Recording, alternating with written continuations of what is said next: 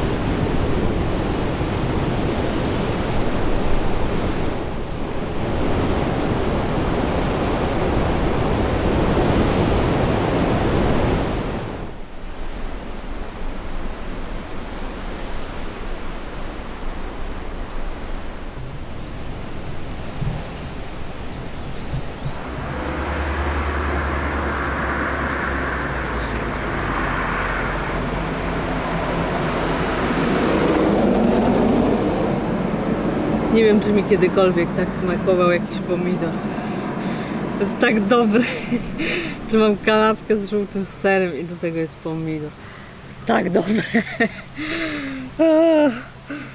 To nawet nie można nazwać tego pomidora dojrzałym, bo to był z tych, które kupiłam, taki najbledszy, który zostawiłam do następnego dnia, żeby trochę dojrzał, ale jest tak dobry. Taki kwaśny i taki pachnący i taki elektrolitowy.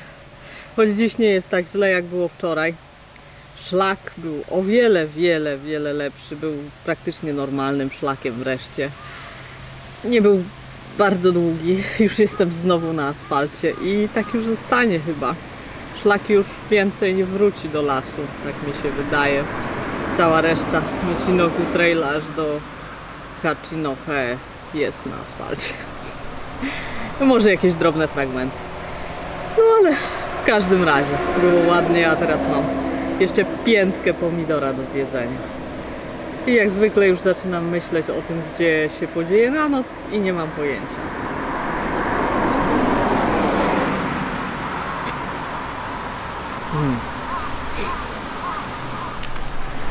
Jeszcze 2 km dzisiaj planuję.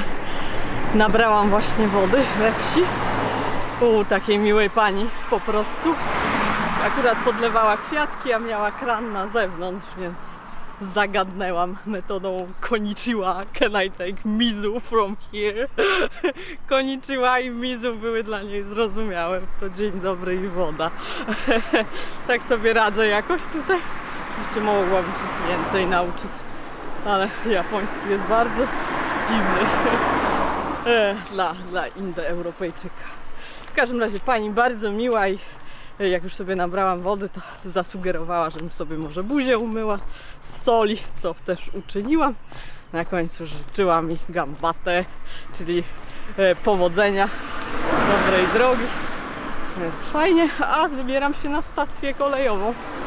Ta wieś jest jakaś bardzo duża. Znowu jest tak, że spodziewałam się małej wsi, a jest duża. A następna stacja, mam nadzieję, że będzie bardziej w krzakach. Posługuję się często mapą Google'a, żeby zobaczyć, jak dane miejsce wygląda w rzeczywistości i oglądałam na mapie. Jest mała poczekalnia i tylko były na zdjęciach szklarnie wokół, więc liczę na tą stacyjkę. Myślę, że tam się uwalę. Jeżeli coś pójdzie nie tak, to zawsze mogę iść nad morze, więc będzie chyba ok. Tylko wiem, że nie ma właśnie łazienki, więc wzięłam wodę stąd. I chyba właśnie osiągnęłam 2900 km, ale już jest za późno, już mi się nie chce i nie bardzo jest gdzie zrobić ładny znak, więc będzie później.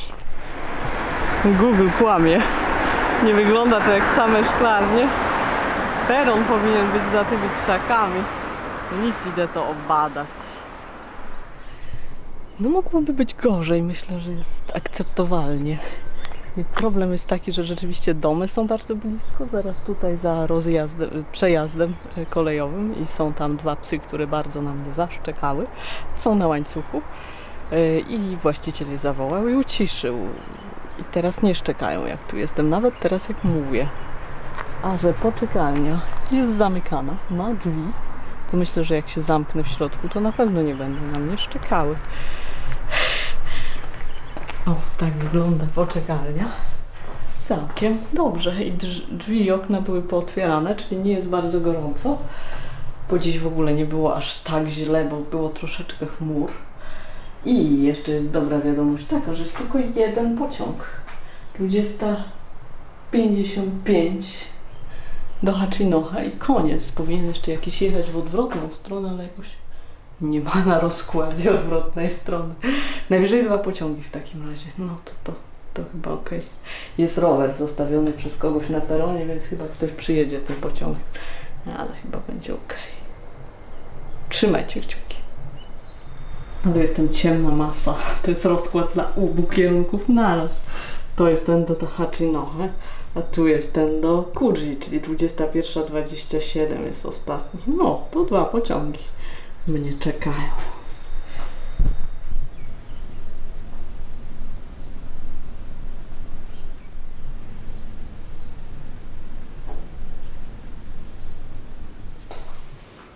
Nie 2 pociągi, a 4, bo przecież jeszcze te o 18:58 i 19:30. Ale w sumie z tych 4 pociągów wysiadła tylko jedna osoba, nikt tu nawet nie zajrzał, nie popatrzył, więc bardzo dobrze. Właśnie zgasili światło. Całą noc spaliło się światło, niestety. Bardzo jasne. Przeciwdziałające noclegom na stacji. Ale spałam z chustką na oczach, więc okej. Ale jestem zaspana.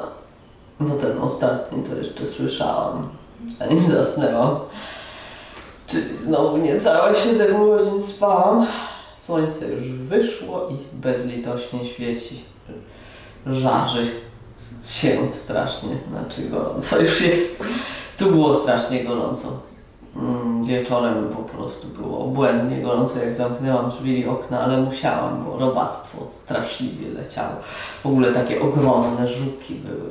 Musiałam je wywalić na dwór. Ćmy i mniejsze żuki. No i komarów przede wszystkim. Nie chciałam tutaj komarów, a były, bo już sezon komarowy się zaczął. No, tak, zbieram się i dzisiaj prawdopodobnie kończę Michinoku Coastal Trail w Hachinohe i muszę się gdzieś dostać za Hachinohe, żeby zabiwakować, ponieważ Hachinohe to jest zbyt duża miejscowość na biwakowanie.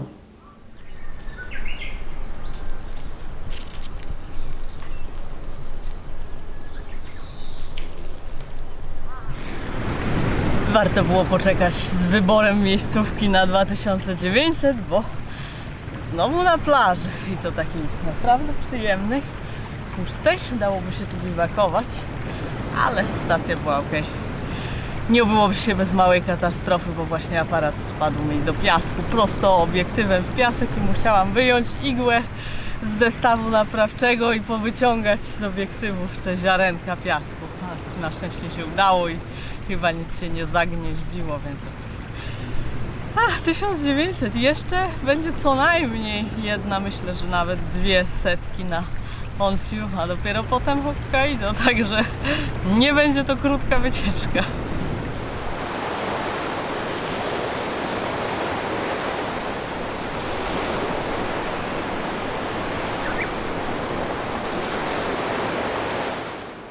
Nagrywam z telefonu i nie mam dobrych wiadomości. Czyszczenie piasku igłą nie udało się w pełni. Obiektyw zaczął się blokować i no, widocznie wymaga naprawy. Właśnie znalazłam już serwis w Hachinohe. Mam nadzieję, że po pierwsze uda mi się tam dojść. Mam 21 km. Z 10:30, o 19:00 zamykają. A po drugie, że potrafią to wyczyścić i naprawić. Bo jak rozwalę jeszcze jeden aparat, to nie wiem. Nawet nie chcę o tym myśleć, co się stanie, jak tego nie naprawię, jak będę musiała kupować nowy. No, w każdym razie źle. No i oczywiście nie mamy gdzie spać w tym Hachinohe. Jakaś może park nad rzeką. Są same drogie hotele niestety, takie po 2-3 stówy, nawet 4. Ale no, taki za 200 się znajdzie, tylko że nie chciałabym tyle wydawać. No, także źle. A teraz jestem na stacji Hashikami. Jest to stacja nowoczesna i piękna. Nie da się spać. Jest kamera w rogu. Są krzesełka z oparciami, a gniazdka są zablokowane, tak żeby żaden turysta czasem nie chciał bardziej skorzystać niż to jest wskazane. No, zjem lunch i lecę.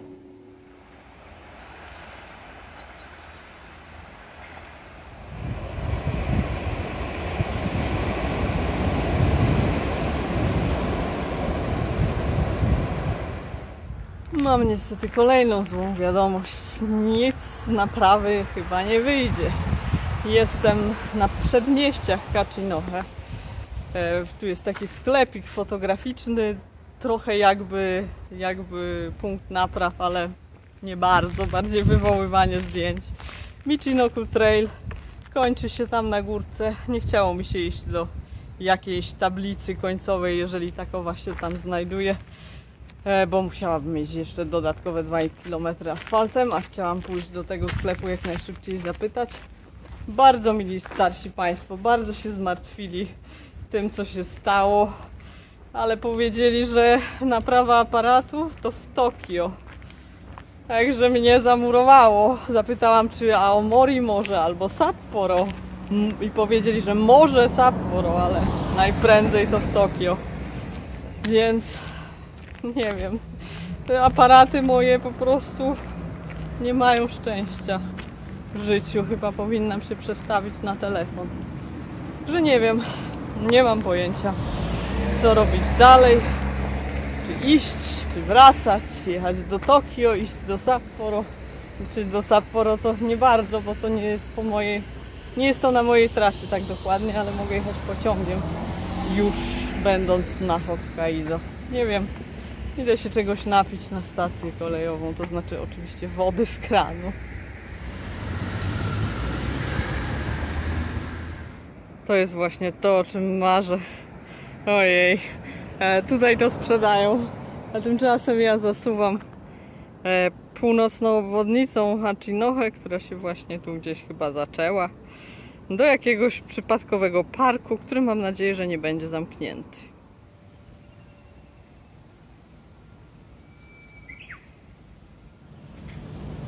Jest już 5:30. Dosyć pospałam, ale dlatego, że wcześniej zostałam obudzona.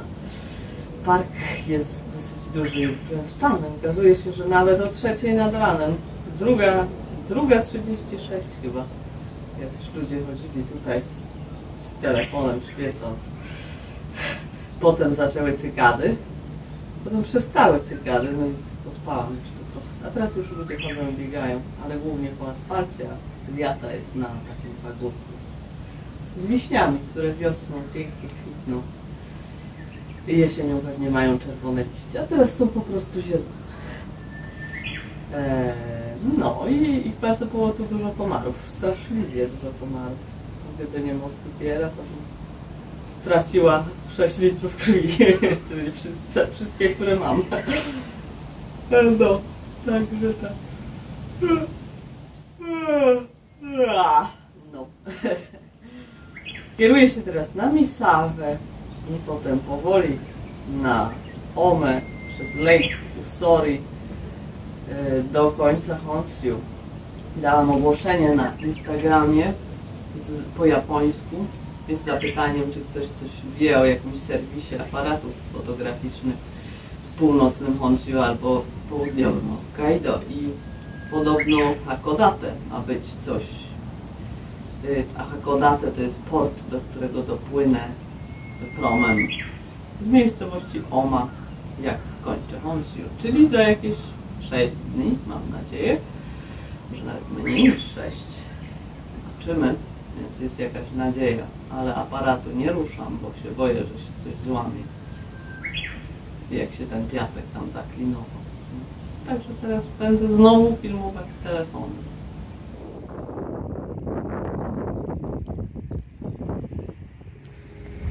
Cały poranek spędziłam na niezbyt przyjemnym asfalcie, ciesząc się w sumie z tego, że aparat zepsuł się na takim mało widokowym odcinku, także w sumie i tak nie ma czemu robić zdjęć. I teraz byłam w parku we WC, wyciągnęłam wtyczkę z automatycznego kranu i podładowałam sobie telefon. Przybyło 45%, było 40, więc jest 85. Zjadłam też lunch, były to pierożki. No i lecę dalej. Teraz już droga mniej ruchliwa, a tutaj w ogóle jest gdzieś pole namiotowe w tym parku, takie oficjalne. Wiem, że kosztuje 650 jenów i że jest kuchnia i że jest całkiem fajnie i nawet mi świtało o tym wczoraj, żeby tu dojść, ale to byłoby grubo ponad 50, chyba 60 km. To nie, już chyba mi się nie chce takich rzeczy robić. Zwłaszcza, że dotarłabym tu o 22, ale przyjemny park, tam taka bardzo wysoka wieża widokowa, bardzo kusząca.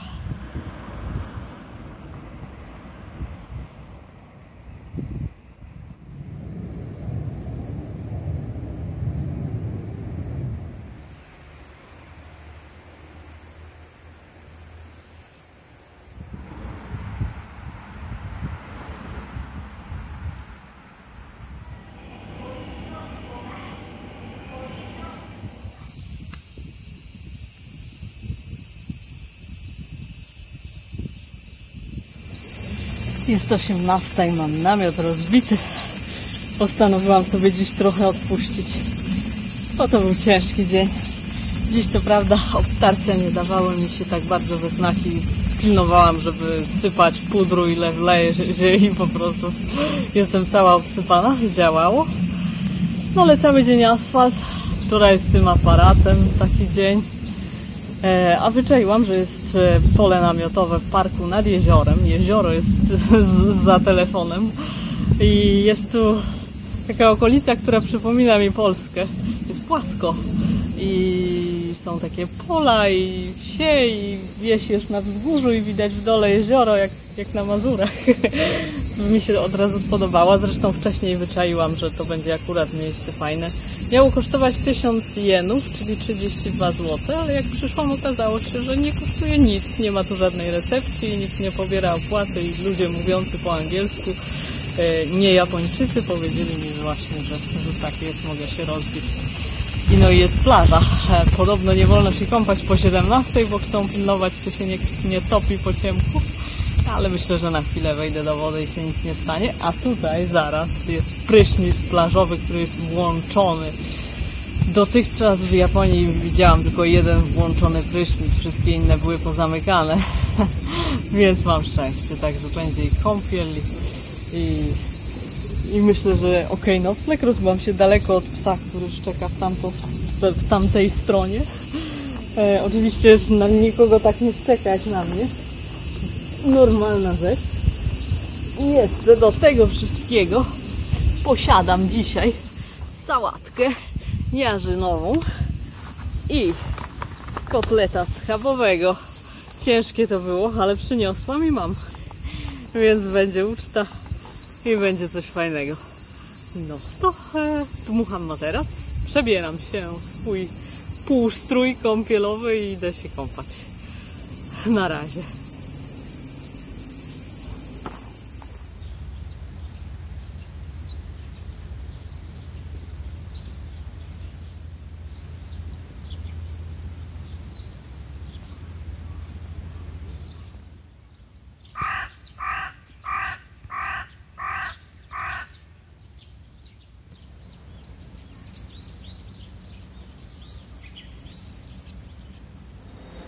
Biwak nad jeziorem był super. Wykąpałam się, wyspałam. No i ruszyłam dalej w drogę. Dziś znowu jest tak gorąco jak wczoraj. Na dodatek zapomniałam zupełnie zobaczyć, czy będą po drodze jakieś sklepy. I okazało się, że nie ma według mapy. Aż tu na skrzyżowaniu, patrzę, jest taki mały sklepik. I jest tu bardzo sympatyczna starsza pani, która go obsługuje. Towaru nie jest tu jakoś specjalnie dużo. Głównie chipsy i jakieś piwo. I dużo papierosów. Ale udało mi się kupić coś na lunch. Pani mi dała jabłko, zrobiła mi onigiri gratis i w ogóle super. I nalała mi wody do butelki. No, więc jest dobrze. Może jakieś chmury się zbiorą, mam taką nadzieję. Wieś jest raczej mikroskopijna. Z 10 domów tutaj może jest skrzyżowanie. I dlatego ten sklepik istnieje, chociaż no raczej nie jest zbyt rentowny.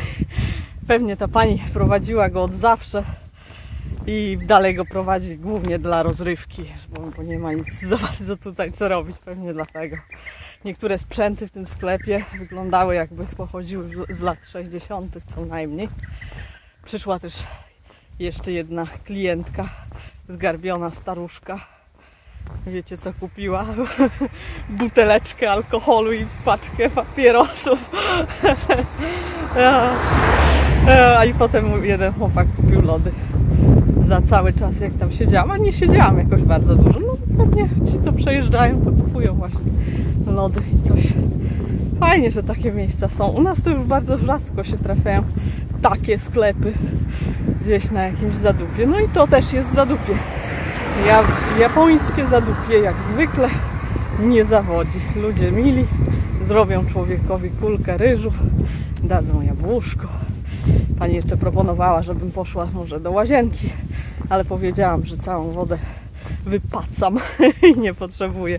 Tak naprawdę nie chciało mi się ściągać butów, bo jak się wchodzi do japońskiego domu, to wypada zdjąć buty. No a ja mam stuktuty i sznurówki, a moje skarpetki też nie za fajnie pachną. Nie będę pani włazić do domu. Jest las. No, o, trochę cienia. Jak dobrze. No i zobaczcie, 2 autobusy dziennie. No ale lepsze to niż nic. Są takie miejscowości, gdzie autobusów nie ma wcale, więc pewnie fajnie. Dzisiejsza trasa prowadzi przez takie tereny rolnicze, z dala od głównej drogi. Przez 2 godziny widziałam 3 auta, żadnych ludzi i bardzo takie ładne spichlerze. Są stare, z takim spiczastym dachem. Jakieś uprawy, chyba to jest jakiś rodzaj fasoli, może to jest ta fasola adzuki do ciastek. No i bardzo spokojnie.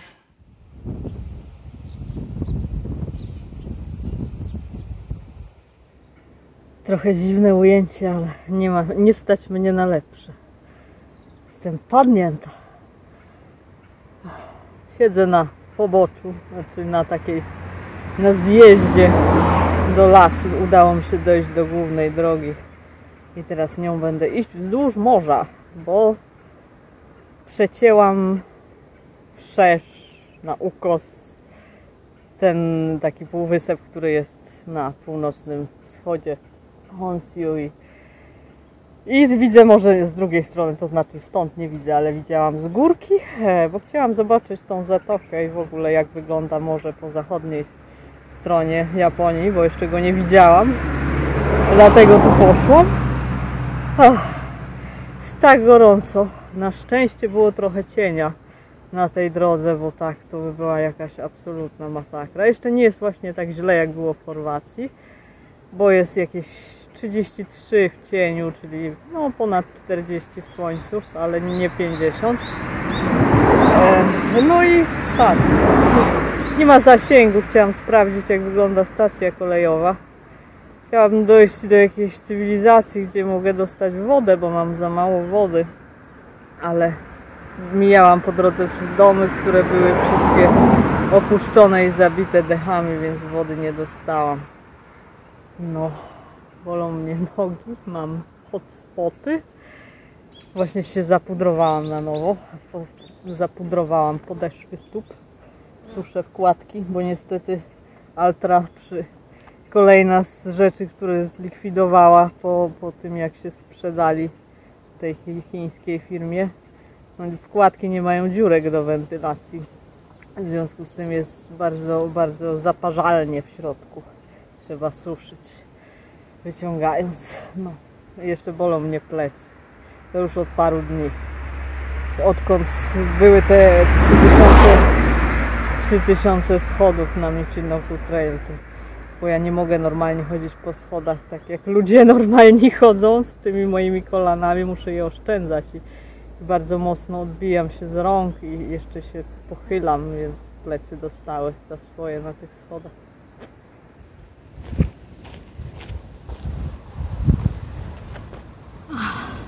Nie ma skrawka cienia, ale jest 3000 km. Tak naprawdę już 8 km temu, ale nie miałam w ogóle siły. Teraz jest trochę lepiej, bo droga zaczyna być całkiem w cieniu i tylko tu wyszłam, ponieważ tam widać morze. Tu są tory kolejowe, właśnie przejechał pociąg i tam jest błękitne morze, a raczej srebrne, bo słońce świeci bardzo ostro. Więc tak jakby jest ładny widok, ale telefon jest za nisko, żebyście morze zobaczyli. Więc widok jest tak naprawdę beznadziejny. No ale nie szkodzi, 3000 to 3000. Miałabym już za sobą Szwecję albo Norwegię. Chorwację to już nie mówię, bo to był najkrótszy mój szlak. Ale jeszcze ponad 1000 do końca. Idę, bo wyschnę. Wody. Niech mi ktoś da wodę. Szkoda, że nie mogę się napić z oceanu. Tyle wody się marnuje. O, koniec na dziś. Ojejku, ale jestem wykończona. No 40 km poszło asfaltem w upale. I jestem w bardzo fajnym miejscu. Jestem pod Wiatą, koło stacji benzynowej. Taka malutka miejscowość na F. Pierwsza, w której w ogóle coś jest. jacyś ludzie i w ogóle. I poszłam na stację po wodę i patrzę, jest łazienka. O super, zapytam, czy mogę skorzystać. Jasne, nie zdarza się, żeby im nie pozwolili skorzystać z łazienki. I pan, który tu coś przy tej stacji robi, pracuje na stacji, co może robić, zapytał mnie po japońsku o coś. Ja tradycyjnie, że nie wiem o co pyta, ale czy czasem nie wiem, gdzie mogłabym rozbić namiot. No i się zrobiło całe zebranie. 4 osoby kombinowały, gdzie ja bym mogła pójść. Na plażę, ale nie zupełnie tutaj na plażę, gdzieś dalej na północ. Przystanek autobusowy obczaiłam potem, ale tam jest dosyć głośno i w ogóle zapytałam o ten przystanek. Pani mówi, że na stacji, ale że pociągi jeżdżą do 22:30 i czy się nie boję. Ja się bardziej boję, że tam będzie gorąco niż czegokolwiek innego. A i gdzie toaleta, bo tam nie ma toalety. No mówię, że tutaj jest toaleta na stacji, nie? Właśnie skorzystałam. To stanęło na tym, że właściwie tu mamy takie miejsce i mogłabyś tutaj spać. No i właśnie. Zapytałam, czy zamiast namiotu rozbijać mogę spać pod wiatą. Mogę i mogę korzystać z łazienki, kiedy mi się podoba. Będzie otwarta, również rano o 5. Japończycy bardzo dużą wagę przykładają do tego, żeby turysta miał biwakując toaletę. Dlatego nie lubią, jak biwakujemy byle gdzie, bo nie lubią, jak chodzimy do toalety do lasu. To mój plecak spadł, Jezu. Przed chwilą już raz spadł. No więc tutaj jest wszystko. Muszę się nawet jakoś odwrócę, jak się zrobi ciemno.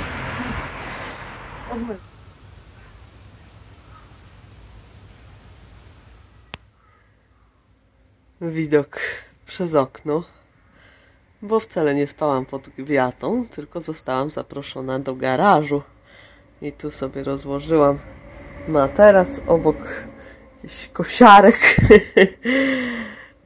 i trochę jest oparów benzyny, no bo tam stoją jakieś maszyny, traktor. Są też sanki, to oznacza, że nie zawsze jest tu 35 stopni.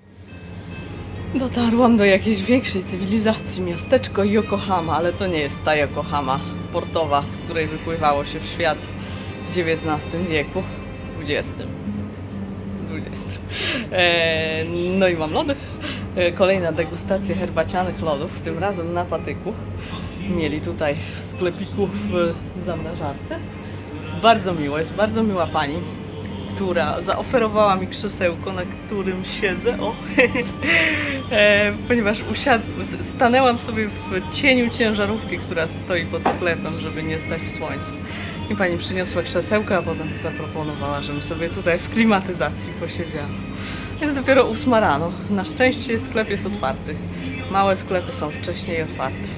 Miło. Jeszcze mam drugiego w ogóle loda, ale mam tylko 2 ręce. Więc jest w wafelku, jest taki składany, jakby Pishinger. No. Dobry.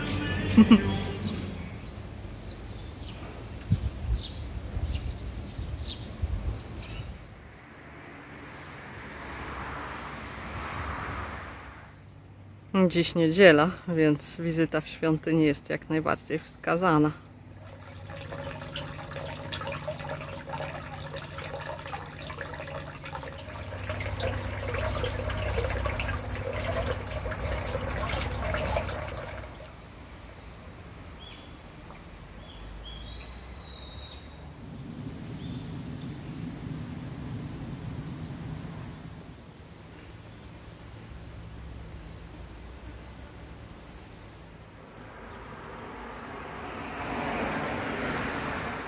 Pierwszy drogowskaz do Omy.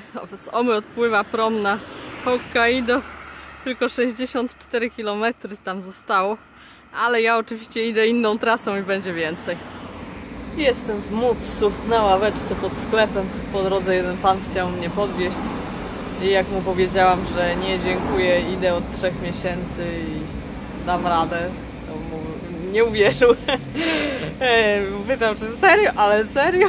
Jest tak gorąco. No jest gorąco. A różnica temperatury między wnętrzem sklepu a ławeczką, na której siedzę przed sklepem, to co najmniej 20 stopni. Tam jest tak fajnie zimno, ale nie ma miejsca do siedzenia, jak za mały sklep. Więc siedzę tutaj. Mam makaron z krewetkami i warzywami do zjedzenia już. I pudełko ananasa, nie mogłam sobie odmówić. Zawsze je tak bezczelnie stawiają na początku sklepu, że człowiek je od razu bierze. No wiem, że tak robią. Świadomie wzięłam tego ananasa. Mam jeszcze grapefruta, bo dziś na lunch miałam grapefruta i on był taki dobry. To znaczy ten na Shikoku, który zgarnęłam spod drzewa, był lepszy, bo był całkiem dojrzały, ale ten był pewnie też z Shikoku, tylko odleżał swoje w chłodni. Zostało mi jeszcze jakieś 5-6 km na pole namiotowe, które podobno jest tanie i jest na nim gorące źródło. Mnie to gorące źródło nie jest za bardzo potrzebne, ale jest mi potrzebna woda. Nie chce mi się nieść w plecaku tak na biwak, bo jutro mało kawałek jeszcze trzeba podejść do następnej wody w świątyni, więc chyba polecę na ten biwak.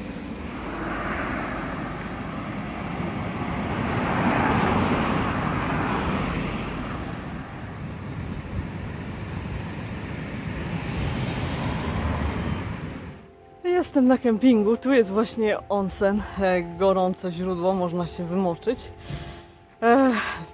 Zarówno biwak, jak i gorąca kąpiel kosztują po 20 zł. Zapłaciłam już za biwak. Na gorącą kąpiel absolutnie nie mam ochoty, chyba dostanę podwójnego udaru, jak się jeszcze wykąpię w gorącej wodzie. Pytałam, czy mają zimny prysznic. Nie, nie mają, mają tylko gorący. I pytałam, czy mogę się umyć w łazience. Nie. Ale myślę, że jak zrobię to buteleczką gdzieś dyskretnie, to będzie ok. No oczywiście wahałam się, czy zapłacić, czy buchnąć tu gdzieś w las, ale no dobra, 2 dychy jakoś wytrzyma.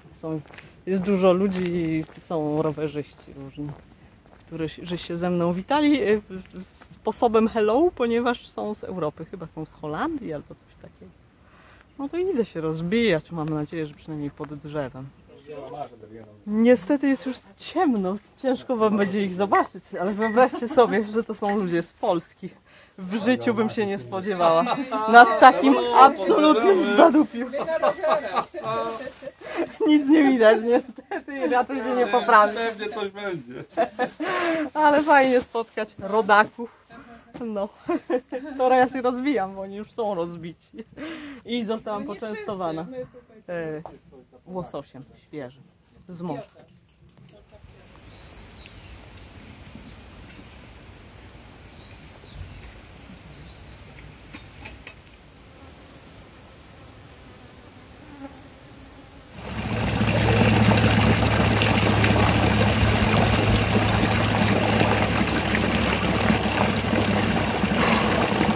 Kolejny dzień na szlaku. Zaczynam od magicznej wody. Wyruszyłam dosyć późno, po 7. No bo wiecie, jak jest, jak się spotka jakichś ludzi, z którymi się rozmawia i potem czas leci. Więc wyszłam późno. Ekipa jest na zorganizowanej takiej wycieczce z przewodnikiem i z samochodem, który wozi za nimi rzeczy, więc mają lekko, mają wszystko zaplanowane. Tylko mają zaznaczone ciekawe punkty, które mają do odwiedzenia i tak podróżują właśnie do Tokio. To już jest ich któraś tego typu podróż, bo tematem przewodnim jest odwiedzanie jakby od jednego miejsca, w którym była olimpiada, do drugiego i tak wychodzi, że dookoła świata to będzie i byli w Ameryce Południowej. Taka ciekawa podróż. I byli też ludzie z innych krajów, to nie tylko Polacy, tylko byli Finów, pamiętam jakie narodowości jeszcze. I oprócz tego na biwaku jeszcze byli Holendrzy, którym doradziłam taką trasę, którą sama przeszłam i żeby na to jezioro fajne, w którym się kąpałam, pojechali, gdzieś tam jadę. A ja zmierzam do sanktuarium Osorezan. To jest właśnie bardzo ciekawe miejsce, do którego dużo ludzi jeździ. Właśnie jacyś ludzie, już myślałam, że sobie poszli na parking i znowu wrócili. Dużo ludzi to odwiedza, bo to jest miejsce pielgrzymkowe. W bardzo dawnych czasach już uznane za wrocha do zaświatów, do ziemi, w których przebywają zmarli. Jest tu bardzo wiele kapliczek, a na szczycie wulkanu Osori, właściwie w kalderze tego wulkanu znajduje się sanktuarium. Ja właśnie do tego sanktuarium się wybieram. No cóż, przynajmniej nie ma schodów. Moje kolana się cieszą.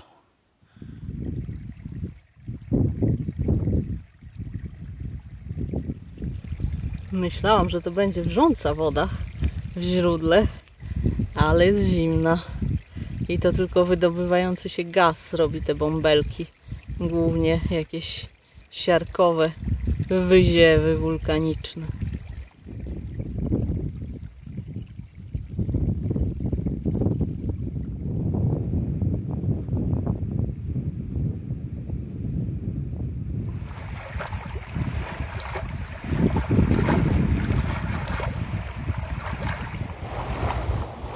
Rzeczywiście niezwykłe miejsce. Cieszę się, że tak zaplanowałam trasę, żeby tu przyjść i zaplanowałam to jeszcze będąc w Polsce, jak planowałam prowizorycznie, że jezioro Usori muszę zobaczyć. Ono w słoneczne dni jest znacznie bardziej turkusowe. Dzisiaj jest dość szare, no bo jest pochmurno, ale się bardzo cieszę, że jest pochmurno. Bo jakby było słonecznie, to bym nie siedziała na plaży, bo nie wytrzymałabym słońca. No tak.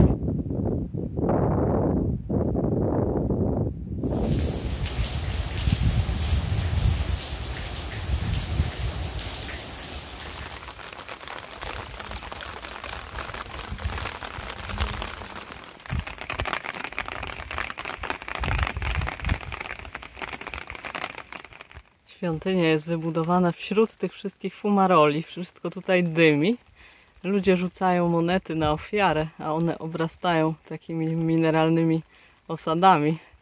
W ogóle niezwykłe, że wolno tutaj chodzić. Tak sobie.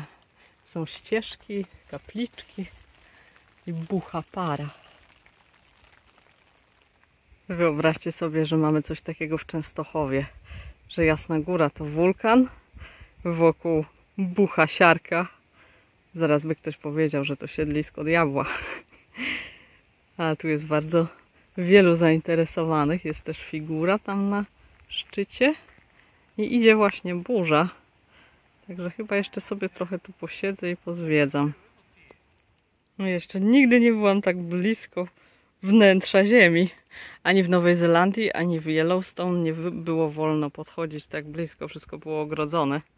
A tu można wsadzić rękę do fumarola. O, gorące. Dalej nie włożę. Ale na własną odpowiedzialność można.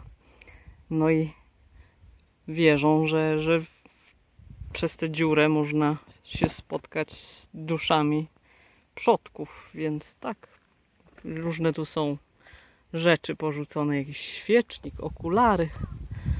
Może dziadkowi potrzebne w zaświatach albo coś takiego. Coś niesamowitego.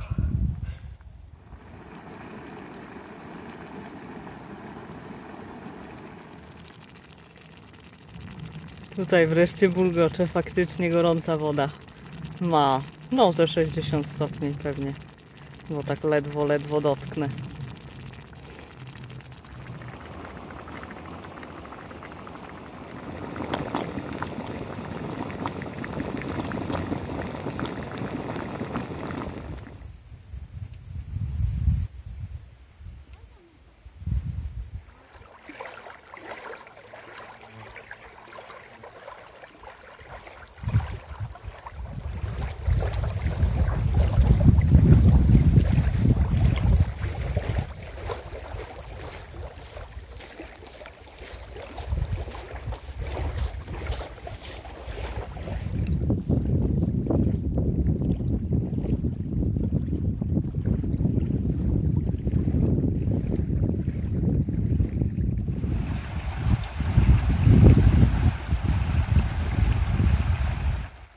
Wracam na asfalt.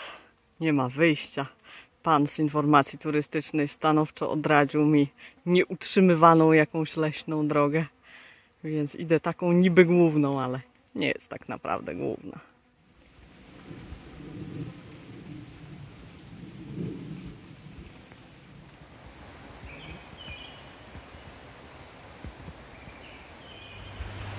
Bardzo fajna była ta droga, dobrze mi się nią szło, nie było żadnych aut praktycznie i było cały czas zielono i pięknie. I było też chłodno, dziś chmury i było bardzo, po prostu bardzo wielka ulga, że nie prażyło słońce i było też wyżej, więc zaraz z wysokością zrobiło się chłodniej. Teraz jestem znowu niżej. Minęłam płatne pole namiotowe, bo bez przesady. Kawałek dalej jest parking i całkiem fajne miejsce biwakowe z takimi klonami tutaj, 4.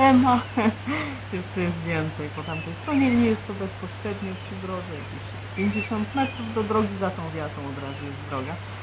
Zastanawiałam się nad wiatą, ale teraz jest bardzo już dużo owadów i one się przegryzają przez moskitierę, jeżeli się przesunie jakąś część ciała do niej i po prostu dotyka się moskitiery, także kolana jak wystawiam, to mi przegryzają i kąsają, więc trudno jest rozbić moskitierę na czymś takim. Więc myślę, że rozbiję namiot.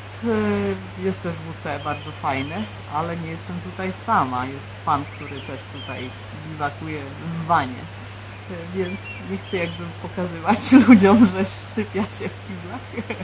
Lepiej niech o tym nie wiedzą. Jest trochę wilgotno po deszczu, ale myślę, że będzie ok. Po prostu jak człowiek normalny, tak zwany. Rozbiję namiot. Pytałam tego pana, czy ma coś przeciwko temu, że ja tu zabiwakuję. Nie ma nic przeciwko, wszystko ok. No, więc fajnie. Jest woda, co prawda pisze, że nie do picia, ale woda to woda. Toaleta. Żyć nie umierać. Słońce już zaszło. Noc nadchodzi. Tak to wygląda. Tam jest ten pan i jego van. Tutaj jest toaleta. Ten człowiek był tak miły, że nawet opryskał mnie repelentem od owadów, bo straszliwe tu są gzy. Już mnie kilka ugryzło i ciężko z nimi walczyć. Dawno wam nie pokazywałam, co mam na kolację. Latarka już dogorywa i nic chyba nie widać, ale jest to ryż z tuńczykiem i ziarnami fasoli, takimi ugotowanymi. I mam do tego jeszcze sos, taki słodko-kwaśny, który był dodany do schabowego, którego jadłam 2 dni temu, ale ja nie lubię polewać sosem schabowego, a w Japonii się polewa najczęściej.